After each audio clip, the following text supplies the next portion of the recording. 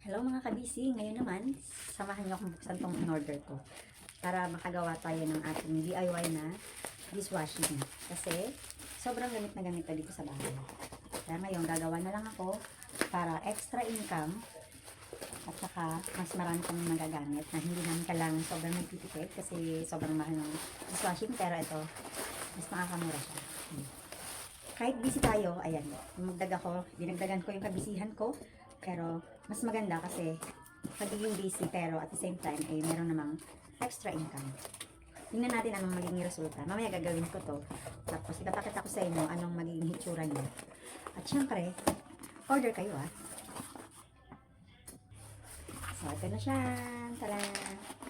Ganito pala hitsura din. Ayan siya naman. So ito yon, ipapakita ko sa inyo. Ganito lang siya. Ihahalo lang to sa tubig. Kung ilang litro yung kailangan ayon sa instruction. Tapos, tingnan natin kung anong hitsura nung magagawa ko. At kung gaano karami yung mapuproduce ng ganitong 6 liters daw na water ang kailangan. So, sama-sama natin tingnan at sana order kayong lahat. So, ito na nga mga kabisi. Nag-prepare na ako ng water na 5 liters. Yung 5 litro na yan. Ganito lang pala siya. Konti, yung 5 litro. Tapos, ilalagay ko na to, ibubuhos ko lang itong nabili ko na sparkly dishwashing liquid. Kasi i-mix natin dito sa water. I-mix ko lang siya, tapos ibababad ko siya ng 3 hours. So, tignan natin kung anong mangyayari.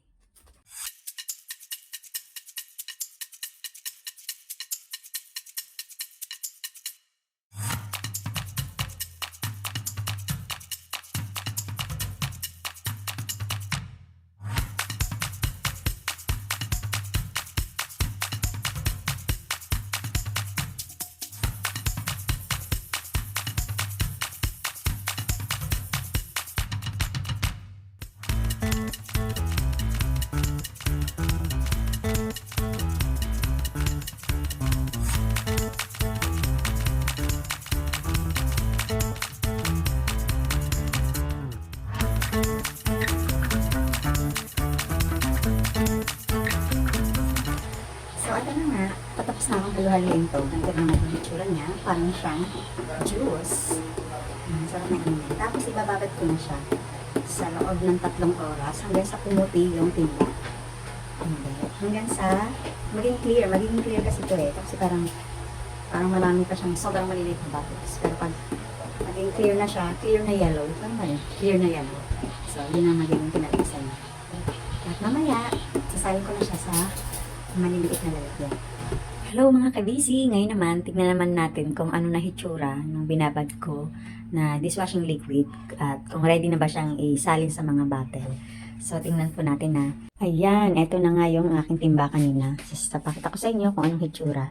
Ayan na siya, clear na siya. Hindi na kagaya kanina na madilaw.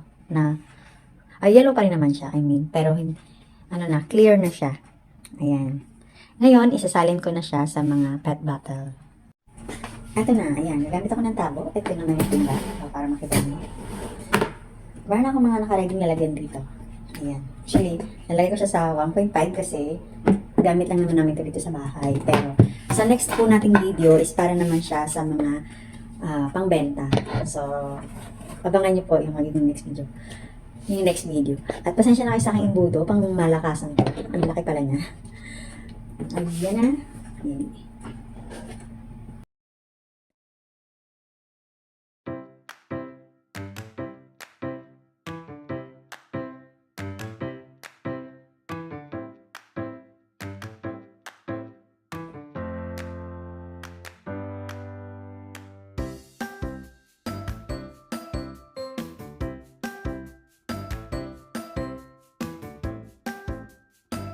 Ito na siya. Ang saya naman. Dito ko naman siya ilalagay. Para makita nyo naman yung kabuuan. So, meron akong ayan ang mga nabuo. 3, 4, 4. Siguro 9 ko. Ang gusto ko, diba? Ayan, 4 na 1.5. So, syempre 5 litro siya. mga litro at humigit, kumulang. Ayan siya kasi lagpas naman to ng ano eh. Okay. 5.5.